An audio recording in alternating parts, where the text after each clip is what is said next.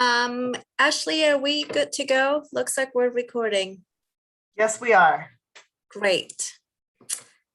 And I think, let's see. 5, 6. Okay. Let's get going. It's 1:15. So I'm going to call the Public Works Committee to order. And first and foremost, thank you. Let's put that information out there. We continue to meet via Zoom webinar, but there are several ways to stay engaged and know when we're meeting. You can find all that in the city's website under the meetings tab. You can always call and leave a voice message for City Council by calling 406-552-6012. You can email City Council at council@ci.missoula.mt.us, and you can always access these meetings as they are being recorded by MCAT, and they're available.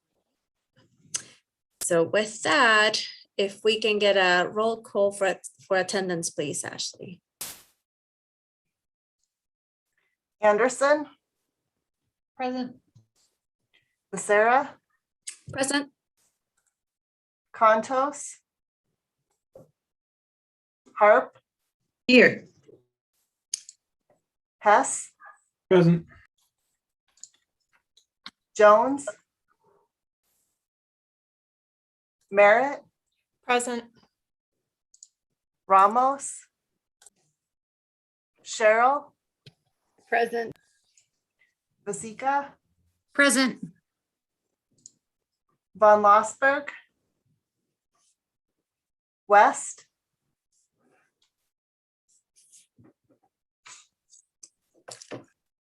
Ramos. Present. Okay, thank you. All right. We have minutes from December 1st to approve. Are there any changes to the minutes? Okay, seeing none, those will stand approved. Quick check for public and attendance.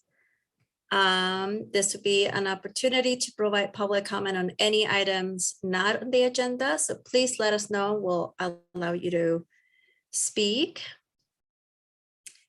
Okay, seeing none. We will move to our first item on the agenda, and that is a purchase of one backhoe for the street department, and Scott Caldwell is here to present. Thank you, Madam Chair. Scott Caldwell, Fleet Director for the City of Missoula. I move that the City Council, this committee, approve the purchase of one 2021 CAT 420 backhoe from Western States Equipment of Missoula, Montana for the price of $135,794. This is a cooperative purchase through Sourcewell. This purchase is approved on the CIP and the Vehicle Replacement Program. It is replacing an older backhoe at the Street Department. This purchase also includes a hydraulic thumb and a hoe pack attachment for and 2 buckets, I should say, for the backhoe. Again, it will be replacing an older backhoe. That older backhoe will be offered to Parks Department, because Parks Department has an even older backhoe. And then that older backhoe and Parks, if they decide to take this backhoe, will be sold at auction. Great. Thanks, Scott. Are there any questions from council members on this item? Julie. I'm happy to make the recommended motion. Thanks, Scott. Great. Thanks, Julie. Are there any comments from council members or the public? Okay, seeing none, we'll take a roll call vote on this item, please, Ashley. Anderson, Yes. Becerra, Yes. Harp, Yes. Hess, Yes. Merritt, Yes. Ramos, Yes. Cheryl, Yes. Vasika, Yes. West. Yes. Okay, that's 9 yeses and 0 nos. Great, thanks. So that will be on our consent agenda. Thank you, Scott. Thank you. And next, we have a bid award with Prospect Construction for the Lincoln Hills water tank improvements. And Andy is here to present. Go ahead, Andy. Hi, thanks for having me. I'm Andy Schultz, City Engineer for Utilities, and I'm here to ask Council to award a bid for the Lincoln Hills Water Storage Tanks project to Prospect Construction. I can share my screen really quick to show you guys where we're talking about. So we have 2 tanks currently up in Lincoln Hills. They're on the right side of this exhibit. That cyan color, they're labeled. So we have the lower Lincoln Hills tank and the upper Lincoln Hills tank. This project will replace both of these tanks. They're both 2 undersized aging metal tanks up in Lincoln Hills. They're fully buried. This is identified as a priority in our water facility plan because the undersized tanks provide a multitude of issues for our system, especially excessive pump cycling. They empty and fill really quickly, so the pumps are cycling on and off to do that. So this project is a little bit complicated. We bid this project as cast in place concrete tanks back in May of 2021. At that time, we received 2 bids. They came in unexpectedly high. I think some of that was due to our engineer's estimate kind of underestimating the complexity and the tight sites that these were going to be. But also some of it's just kind of the materials escalation that we're seeing right now and contractor availability. So we did reach out to a different tank manufacturer that makes a different type of concrete tank called a pre-stressed concrete tank, which has some advantages over a cast in place tank. And we're under the understanding that we could basically, for the same price as a cast in place bid that we received, we'd be able to build a pre-stressed tank. So we thought it was worth putting it out to bid again as a pre-stressed concrete tank option. And so that bid opened in October, and unfortunately those bids came in $1 million over the original cast in place bid. So the advantage of a pre-stressed tank isn't worth that $1 million premium. So the low bidder of the original cast in place tank, Prospect Construction, is willing to honor their bid from May, provided we give some material escalation pricing to them, which amounts to about $53,000 that they've seen in documented material increases from their May bid to this October bid. So even with that escalation cost, Prospect would have still been the low bidder in the original bid. And we also looked at advertising the project for a 3rd time, again as another cast in place option, but we're relatively certain that we'd see even higher prices now if we were to do that. Plus we incur the cost of putting it out to bid again for the 3rd time.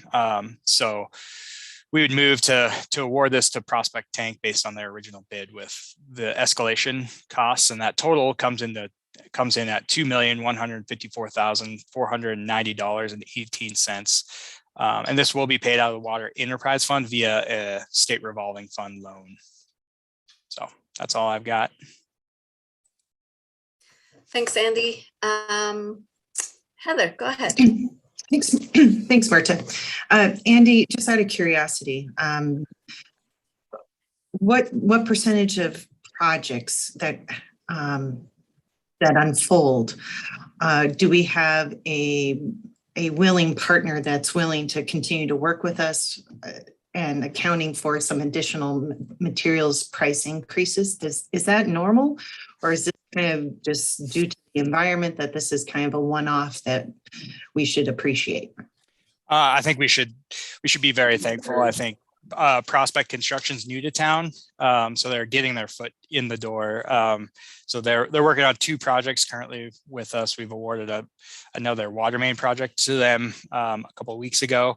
So they're hungry for work for the city, and their specialty is like these bigger concrete specialty projects. And so I think they're excited to be able to do this project. And so I think that's why kind of that combination of factors is why they would honor that bid from May. Thanks, Andy. Yep. So I'm happy to put the motion on the floor. Great, thanks. And just for the record, Ms. Jones has joined the meeting. And Julie. Just a couple of quick questions, Andy. How long had those tanks that we're replacing been in place? I think it's from the 50s.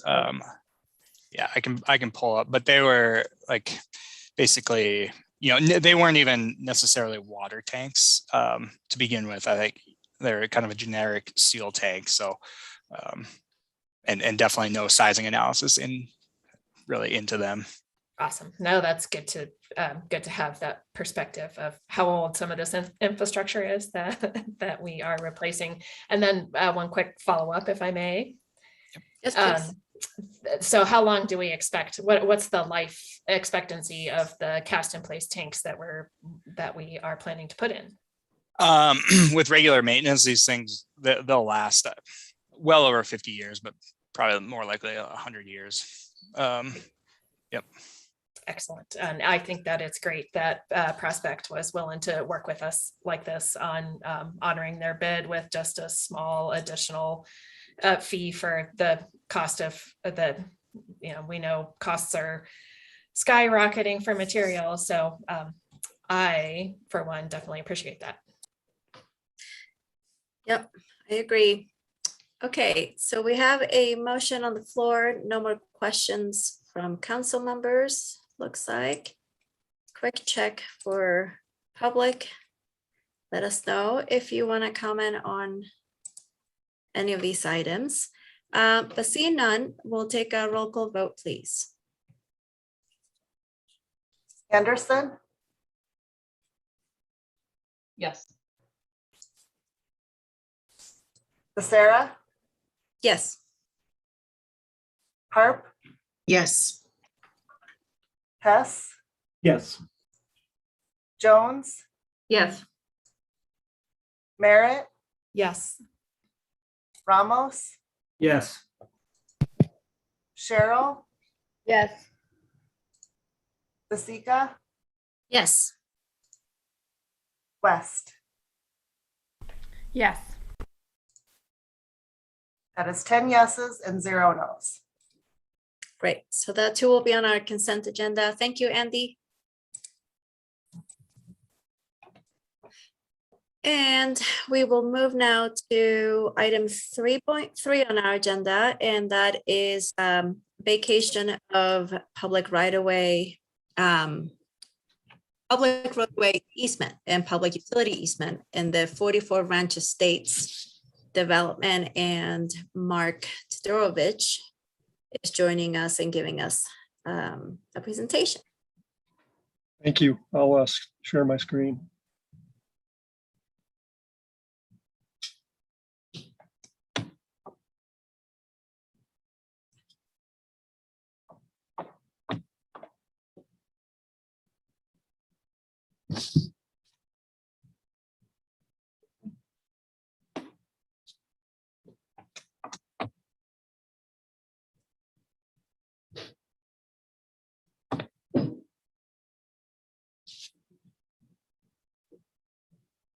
Can you see that? Yep. Okay. Mark. Okay, Mark Todorovich, Construction Project Coordinator, Public Works and Mobility, Surface Transportation Engineering.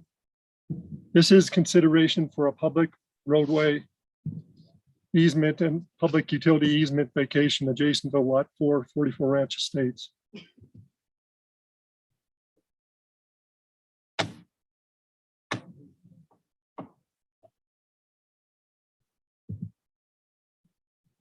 The public roadway easement and public utility easement is located at 5710 Lariat Loop on the east side of the lot.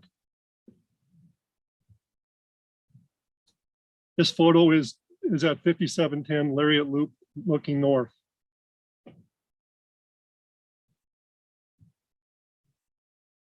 This exhibit A shows 30 feet public roadway easement and 60-foot public utility easement vacation area. Morrison Marley is representing the owner of Lot 4, 44 Ranch Estates. The owner, Stephen Bleeker, is requesting that the city vacate the 30-foot wide public roadway easement and the 60-foot wide public utility easement. The purpose of the public roadway easement and the public utility easement was for the future extension of Roundup Drive. Roundup Drive will not be extended because of the construction of nearby Chuck Wagon Drive. The reason this public utility easement and public utility easement is being vacated is the property owner is proposing building a garage over the public roadway easement and the public utility easement. Morrison Marley notified all utility contacts for the release of easements. The utility contacts are Northwestern Energy, Blackfoot Communications, CenturyLink, Missoula Electric Cooperative, and Spectrum. All these utility contacts signed a release of easement document. The release of easement document releases and relinquishes any claim to the public utility easement and public roadway easement.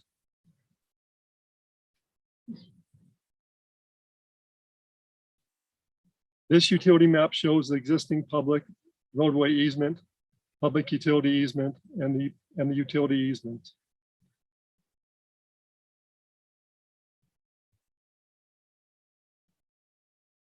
I ask that you approve the recommended motion. I will be happy to take any questions you might have. Thank you, Mark. Any questions from council members?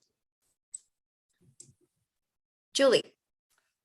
I guess I was hoping to see a little more of an explanation of why we're doing that, why we're willing to grant this right-of-way vacation. What, I guess, to be blunt, what are we getting out of it? Yeah, this is an easement vacation, and the city's not really getting anything out of it. We have nothing to gain, but we're just trying to help the property owner. The property owners wanting to build a garage over these easements, and they need to be vacated.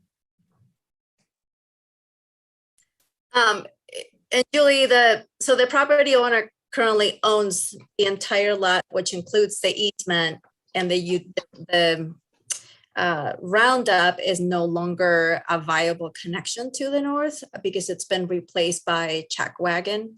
So it's essentially just vacating it so that the owner can make full use of his lot, which he currently owns. And the utilities don't need to go on that easement either, because I think everything has been moved to Chuck Wagon. Okay, so there's just no need for this easement to exist anymore. Is that what it boils down to?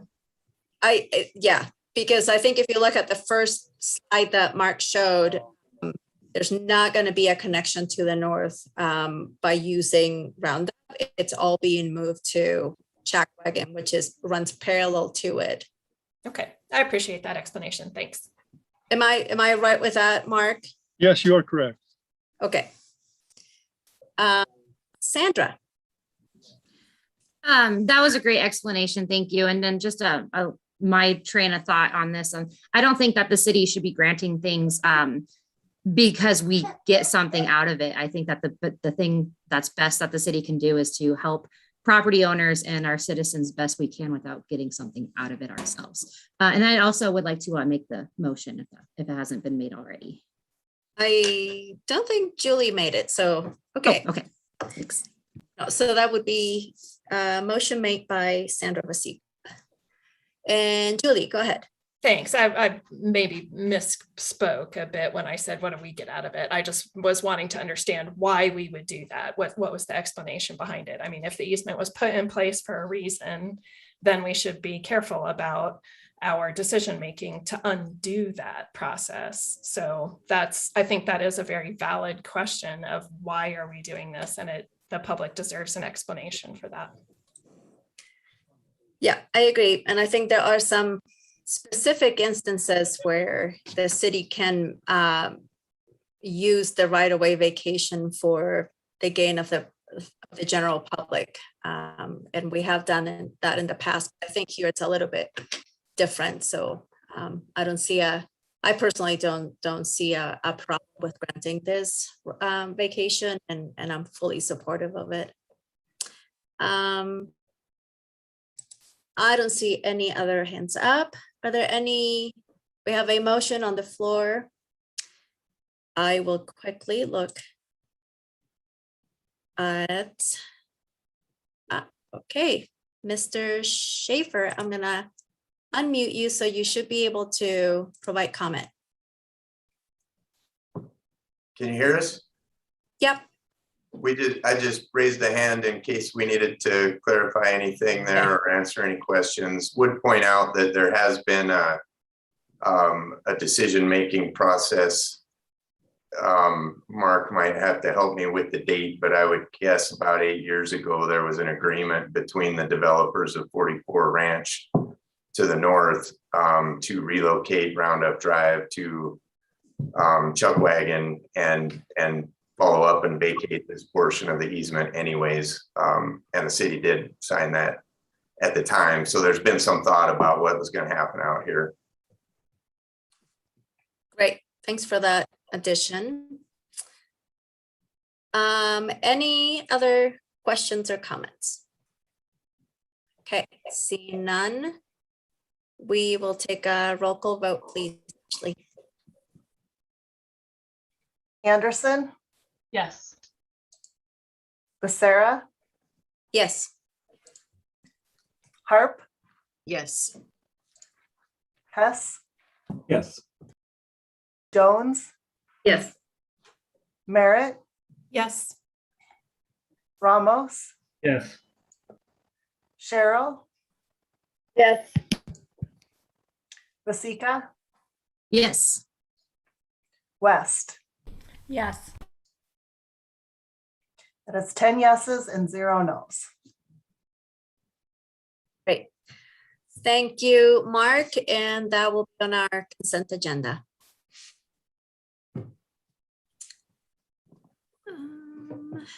Okay, so next we have Yeah. Ready to leave? item 3.3, and we're gonna take, Yep, mostly. oh, Craig, we can still hear you. All right, we're leaving.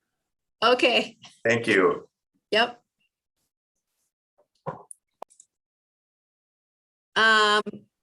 We are going to item 3.4, and we're gonna take 3.4 and 3.6 because they are related together.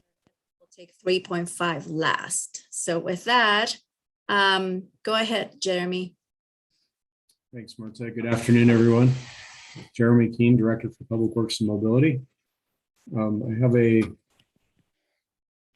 recommended motion to approve and authorize the mayor to sign a development agreement with Wishcamper Development Partners for the Mullin Build project. And I'll provide a little bit of background on this. And as Marta said, this is also related to item 3.6, so this will help with background for both items. So as you know, we are progressing with the Mullin Build project. You can see those corridors drawn in red here. We intend to break ground on portions of this in the spring. And at the same time, we did the Sutupkane area master plan, and development is also responding in this area quite rapidly. So we're seeing several major subdivisions come online. The one that pertains to this development agreement is being called Evergreen, and it falls right along England Boulevard. So this has not come before you yet. This is still in preliminary sufficiency review, but it's relevant to the build project because, as you can see, they front England Boulevard, and there's a number of new connecting roads that are being planned. And so the development team approached us about looking at some modifications to the build project design to better interface with their subdivision So this involves those intersections, it involves some storm drainage and looking at the grade of England Boulevard to better match up with what they want to do with their subdivision. So the developer agreed to pay for the cost of looking at this work, looking at design modifications, and if these are things that are feasible to do, we would incorporate them into the build project by change order. So the development agreement basically just spells out a process for evaluating that, for going through a change order process and evaluating the costs for both engineering and any additional construction costs that might be incurred. We're supportive of this because we think there may actually be benefits for both projects, for the build project as well as the development, that could save some cost. And we're facilitating the process with our consultant for the build design for efficiency and to avoid any potential conflict of interest there. So we're proposing to contract with DJ&A Engineering to look at this work for us, and that would be paid for by the developer through its development agreement. So that's the first motion, is to approve the development agreement with Wish Camper Development Partners. The second motion, item 3.6, is to authorize and approve the mayor to sign a professional services agreement with DJ&A for the Mullin Build England Boulevard design changes evaluation at a cost not to exceed $79,423. Again, there's a lot of efficiency in continuing to have the same engineer who's familiar with all those plans and design details do this work. And currently DJ&A is contracted on the build project through the county. However, the city was involved in the selection of DJ&A, and they were selected to carry out all of the parts of the build project. So we requested from the mayor an exception to our purchasing rules to allow us to contract directly with DJ&A based on that previous competitive selection for a consultant. So that's also part of the referral that we prepared for item 3.6. I'm happy to answer any questions you might have. Jeremy, and just to point out that in the referral, it says that the developer has provided an $80,000 deposit to cover those costs. So that's covered by the cost of not to exceed $79,000 would be covered by that, correct? That's correct. Yeah, we have a check in hand for that, and we will just use that depending on how much effort there is required, up to $80,000. Great. Any questions from council members? Julie? I will go ahead and make the recommended motion for both items 3.4 and 3.6, if I have that right. Yep. And just appreciate the continued efforts to streamline things, and where possible, make different aspects of this project match up so we can save a little bit of money. Thanks. Sounds good. Any other comments or questions from council members? Okay, seeing none, we have no one in attendance from the public to provide comment on this item. So with that, we will take a roll call vote, and this is for both motions 3.4 and 3.6. Anderson, Yes. Sarah, Yes. Harp, Yes. Hess, Yes. Jones, Yes. Merritt, Yes. Ramos, Yes. Cheryl, Yes. Vasika, Yes. West. Yes. That is 10 yeses and 0 nos. Great. Thank you, Ashley. Thanks, Jeremy. Those will be on our consent agenda. Thank you. And I think you have 3.5, correct? I will take the last one. Okay. So the last item is to approve and authorize the mayor to sign the First Amendment to the Mullin Build interlocal agreement between the city of Missoula and Missoula County. So if you remember back at the beginning of the build project, we entered into an interlocal agreement with the county that just spelled out how we were going to share costs on the project and what funding we would bring. As the project is developed, we've modified those amounts. Some costs went up, some costs got moved into future phases. So this is a little bit of housekeeping to true up those funding amounts that each, the city and county are providing to the project. So it went from the county providing about $1 million of funding to now providing $800,000 plus a $500,000 contingency fund. They are continuing to commit $500,000 of future money for trails coming from the Parks and Trails bond. And so we'll use that in a future phase of the build project. And then the city is contributing 5.8 million, which is about 2.5 million of transportation impact fees and about 3.2 million of water and sewer development funds for our portions of the project. So this is the first phase. This is the piece that we're going out to construction with this spring. There will be other phases of the project in the future that we'll have to figure out whether those are county-led or city-led projects, and how the funding will work on those. But this addresses the first piece that we know we're going to do right now. Great, thanks. Any questions from council members or anyone cares to make the motion? Julie. I beat you to it, Heather. I'll be happy to make the recommended motion. I hope that we can just keep moving this project forward. I know it's been challenging with the current conditions, but I support the continued work. Thanks. Thanks, Julie. Okay, and we have no public in attendance yet to provide comment on this item, so we will take a roll call vote, please. Anderson, Yes. Becerra, Yes. Harp, Yes. Hess, Yes. Jones, Yes. Merritt, Yes. Ramos, Yes. Cheryl, Yes. Vasika, Yes. West. Yes. That is 10 yeses and 0 nos. Right, so that too will go on our consent agenda. Thank you, Jeremy. Thank you all. And I just have to say it's nice to see 2 generations of Nugents in the meeting. And with that, we don't have any more items on our agenda, so we would be adjourned. Thanks, everyone.